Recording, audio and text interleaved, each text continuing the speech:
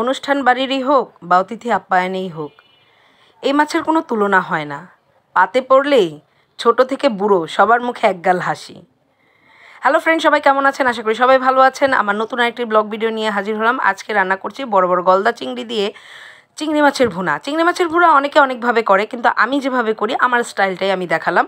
আমার মা বলে চিংড়ি মাছ যদি ভালো হয়, এটা হচ্ছে সামুদ্রিক মাছ, কিন্তু এই মাছটা খেতে এতই সুস্বাদু, এতে খুব বেশি মশলার দরকার পড়ে না। তারপরেও এমনিতেও আমরা চিংড়ি মাছ বা যে কোনো মাছের ভুনা করতে গেলে ভুনাতে খুব বেশি একটা মশলা আমরা দিই না, নর্মাল কিছু মশলা দিয়ে রান্না করি। তো এখানে মাছগুলো লবণ আর হলুদ আর মরিচের গুঁড়া দিয়ে ভালো করে ভেজে নিলাম।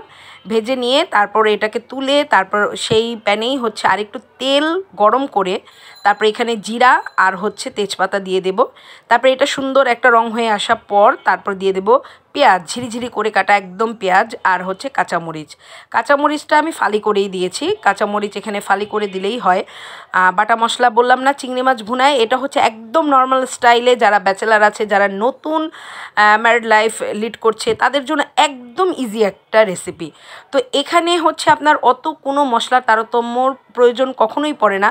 যদি আপনি রান্নাটা নিজের মতন করে খুব সুন্দর করে করেন, তাহলে হয়তো বা আর কোনো কিছু দরকার পড়ে না। তারপরে এখানে দিয়ে দিলাম গুঁড়া মশলা।